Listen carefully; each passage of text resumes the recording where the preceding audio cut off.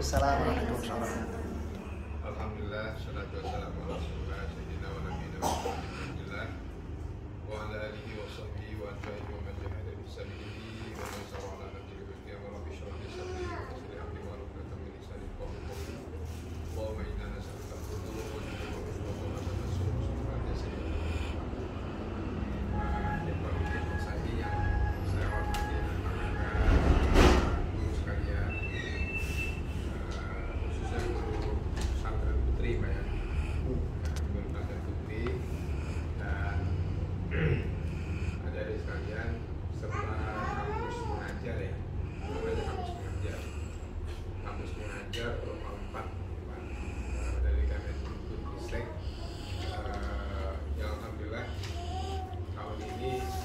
Saya diberikan kepercayaan lagi. Sudah yang kedua dari 40 bank saya diberikan serta membimbing mahasiswa dari Kemendikbudristek. Ya. Awalnya dulu tersebar ya, ada yang di Kuba, yang di Samarinda, yang tahun ini gelombang keempat sudah di Samarinda semua. Kalau dulu lumayan ini karena daring kan, yang di Kuba juga mahasiswanya di Sulawesi. Aduh, betul-betul ini sekali ya. Jadi ini adalah, tapi jadi pengalaman yang bagus ya. Dari teman-teman ini juga aktif ya, kemudian kita dan semuanya ya. 6 orang ini seperti anak saya, Pak. Anak saya juga 6 orang juga ya. Anak saya 6 dari 9, baru 6 ya, baru 6 dari 9. Jadi dari 9 yang hidup maksudnya 6. Anak saya juga 4-4-nya mondok, Pak. Ya, alumni boarding school.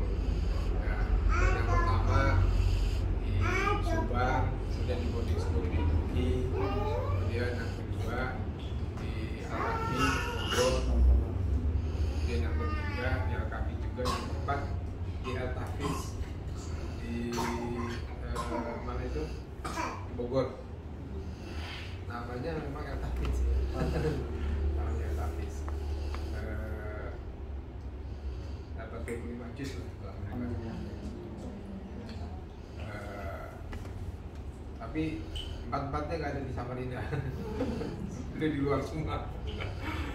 Yang Samarinda tinggal berdua. Ini yang paling kecil ya. Yang kecil apa masih ada lagi? Ini kita kelas 6 ya, ada kakaknya lagi SMK. Jadi saya memang juga mondokkan semua anak-anak kasih pengalaman. Yang nomor 5 juga mondok juga di sama di Al-Tafiz, kemudian terakhir di Insan Mulia di Balikpapan. Ini aja dia, dia mau mondok ya. Selesai. Siap-siap juga dia mau mondok juga. Jadi itu memang bagian dari cara saya membuat menambah pengetahuan dari luar. Kata saya ini juga lebih pondok. Saya SMP itu pondok, Pak, di Pesantren Asy-Syafi'iyah Jakarta. Teman saya dari Malaysia, dari Singapura, dan dari Nusantara. Jadi saya mengenal juga berbagai karakter sejak usia SMP.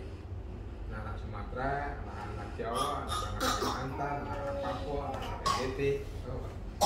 Jadi keragaman itu menjadi sumber ini ya, pergaulan. Jadi society-nya, masyarakatnya juga kita. Nah, kebetulan Kemendikbudristek punya program ini sebetulnya bagus sekali. Ya, mahasiswa saya di kampus ini ada 18 orang. Ini program ke Jawa, sampingnya ini mengajar di Jakarta, di Surabaya, di Jogja, di Malang, tersebar mereka. Kemarin Malang kan ada di Jepara dan di Demak. Saya melihat ini program ini sangat bagus ya, dari sisi keragaman. Nah, ada pun masalah pergaulan, nah mungkin itu bagian dari cara kita berinvestasi ke dasar-dasar untuk mereka tentunya, juga di akhlak dan lain sebagainya. Dan di sini saya kira teman semuanya ya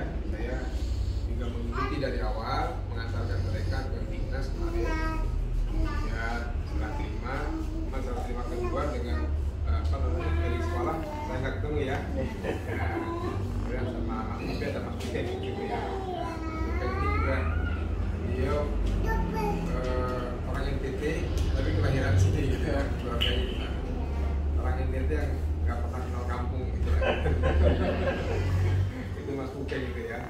Tapi sangat ini sekali, beliau sekarang sedang kuliah di ITB. Kemarin sedang daring juga, cuma pas semester tadi, ini semester terakhir beliau semester 3 wajib luring ke sana. Jadi beliau kemarin ke sana, izin dengan saya ini sudah bulan ketiga ya. Bulan lalu saya ketemu beliau di Bandung. Ya, alhamdulillah itu sebentar lagi pulang. Nanti jadi dosen juga beliau. Nah, itu apa namanya? Jadi tentang program kampus ini saya mensupport, mendukung. Ya. Tapi saya mendukungnya dari awal sampai akhir dan tengah-tengah. Ya. Tapi saya cara proses saya tetap menjelaskan kepada para mahasiswa. Ya. Jadi ini adalah pengalaman berharga menurut saya. Kenapa saya tidak memberikan solusi di awal?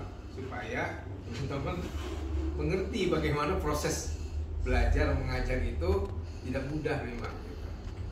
Ya.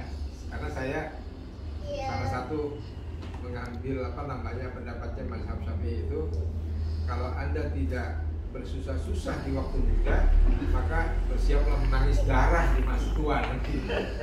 Karena nggak punya pengalaman, bukan cuma pengalaman, nggak punya pengetahuan nanti bagaimana mendapatkan informasi, ya ilmu dari yang waktu kita belajar itu betapa susahnya.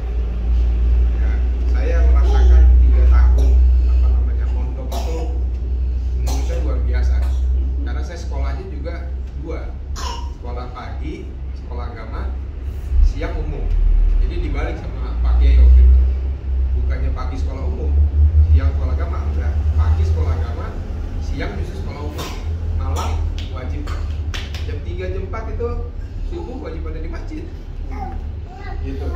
Jadi saya juga belajar dan menemukan pola. Gimana supaya kita bisa bangun pagi, ya kan?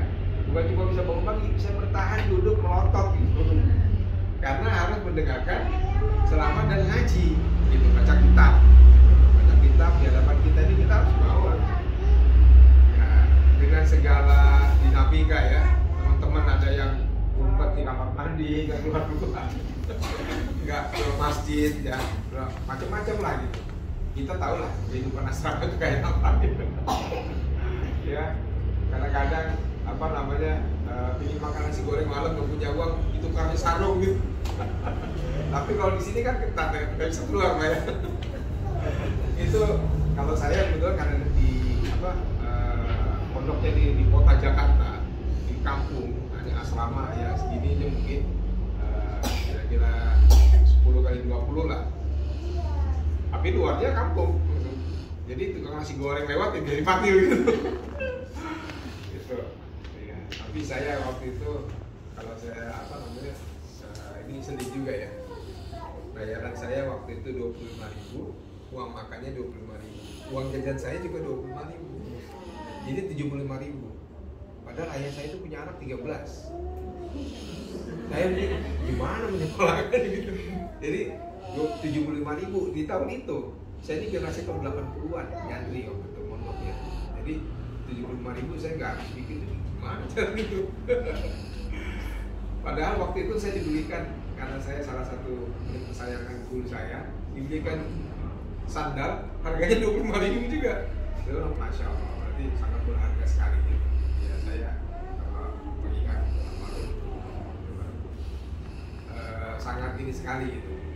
Itu adalah buah pengalaman. Tapi saya sejak usia 12 tahun, sejak usia SMP, karena saya juga mungkin ngajinya cukup bagus. Saya sudah lebih dulu bisa mengaji daripada membaca tulisan Latin, gitu. Nah, jadi saya jadi guru Pak di sekolah. Jadi waktu SMP mungkin juga Hidayatullah begitu juga ya. Siswa juga jadi guru. Saya jadi guru, tapi guru santri yatim.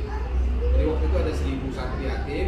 Setiap malam datang ke asrama, ke pondok. Ada kelas-kelasnya itu. Nah, saya mengajar ngaji. Itu salah satu. Mungkin berkah itu juga saya jadi begini gitu sekarang. Hidup saya kayaknya kata orang lulus saja, padahal enggak. tengoknya juga sana kemari gitu. Jadi saya memang tidak Pak, mereka kan diskusi terus. Kita punya kelompok grup di WA, ada masalah segala macam.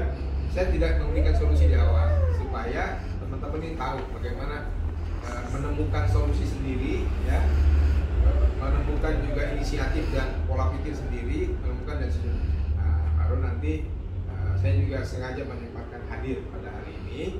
Rencananya kemarin saya ke Berau, ya, kemarin udah janji kan saya ke Berau. Ternyata nggak dapat tiket, alhamdulillah Pak. Gitu. Padahal kalau pendapat tiket, saya ingin ikut serta di penerbangan pagi supaya bisa hadir juga di sini. Tapi itu takdir namanya, ya. Saya juga bisa membersamai sehingga saya bisa berbagi. Jadi SMP saya juga sekolah, mondok, saya juga ngajar. Bahkan saya juga salah satu yang diutus mengajar keluar pondok, mengajar bahasa Arab, mengajar mengaji di luar di kampung gitu. Itu juga yang saya lihat anak-anak saya waktu di pondok itu di Al-Kafi, dia yang bagus gitu ngajinya, prestasi segala macam, dia dapat kayak kita ini kayak KKN ya, dia keluar kampung, dia ngajar malam itu ngajar di musola-musola kayak Bible lah gitu. Nah ini juga jadi salah satu pengalaman. Dari situlah kemudian saya 3 tahun ya, saya ngajar bahasa Arab, kemudian saya ngajar ngaji Al-Quran, saya juga belajar. Saya suara saya lumayan bagus lah gitu.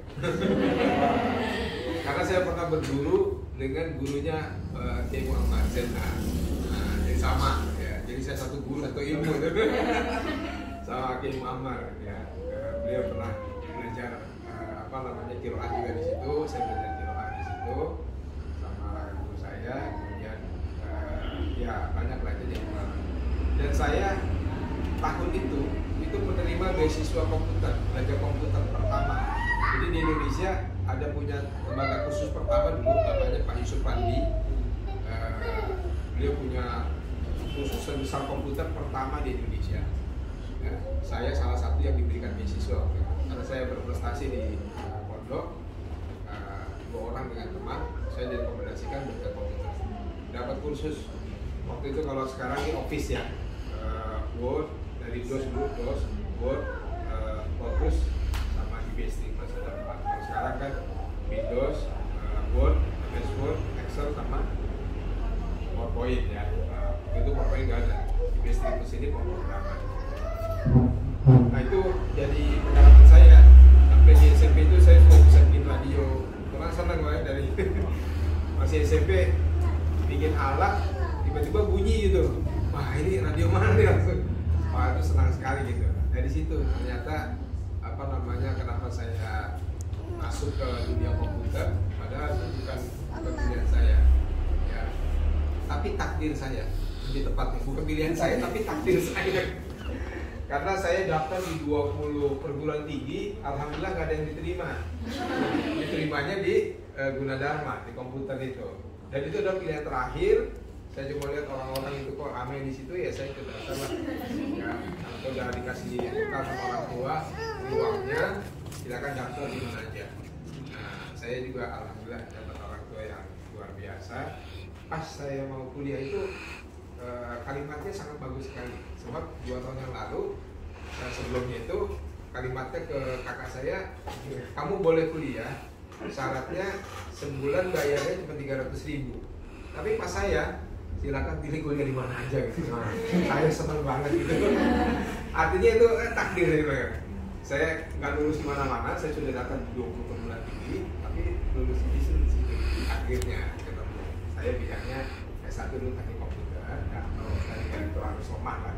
Tapi waktu itu sudah ada jurusan namanya teknik komputer. Saya sudah belajar, saya juga belum tahu apa itu komputer, apakah komputer itu punya masa depan yang akan datang, saya juga nggak tahu. Pokoknya pilih aja gitu. Tapi ternyata memang takdirnya sampai ketemu mahasiswa kampus Merdeka ini Pak, sama Ustaz Jafar ini di sini. Alhamdulillah. Jadi itu mungkin termasuk saya ke Kaltim ini juga takdir juga Pak.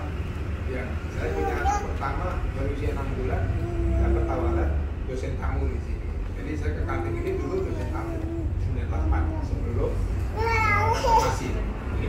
kontrak 97 berangkat 98 ya, bulan awal. Nah, itulah kemudian saya berangkat ke sini kelas 3. Jadi saya datang ke sini itu dalam status dosen tamu, bukan cari kerja, bukan Pak, memang dosen tamu di sini. Dosen tamu tahun 98, 99 dapat beasiswa langsung ya. Rezeki lagi Pak. Anak pertama, anak kedua rezekinya dapat beasiswa, anak ketiga rezekinya lulus, anak keempat rezekinya jadi anggota dewan. Itu luar biasa. Saya punya anak keempat 2004 saya jadi anggota dewan ya. Kayaknya ini usianya ini angkatan berapa? Maksudnya kuliahnya tahun berapa? 2019. Oh, berarti semester 7 ya. Ya, seangkatan dengan anak-anak saya yang ketiga ya, 2019 ya, pas COVID masuk kan. Anak saya yang ketiga itu rezeki saya lulus kuliah S2. Anak saya yang keempat lahir, rezeki saya jadi anggota dewan pertama 2004 ya. Anak saya yang kelima lahir, saya pergi haji. Anak saya yang ke ini lahir ya, tahu ya, lagi saya jadi lupa ya. Alhamdulillah ini 2011 lahirnya, 2012 apa ya? Ya banyak lah rezeki itu orang bilang gitu. Dari awalnya kontraktor sekarang jadi juragan gitu. Setelah 2019 ya, 2019 itu berarti saya 21 tahun. Setelah 21 tahun, sebenarnya saya nggak terbayang kalau saya sekarang menjadi ketua STB Widya Cipta Dharma. Itu nggak pernah terbayang ya, cuma panggilan ya dari apa namanya, panggilan ilahi lah kawan. Alhamdulillah. Jadi itu adalah pengalaman yang sangat luar biasa menurut saya. Jadi SMP tadi ya, saya SMP saya sudah sebetulnya waktu SD saya sudah hafal juz 30.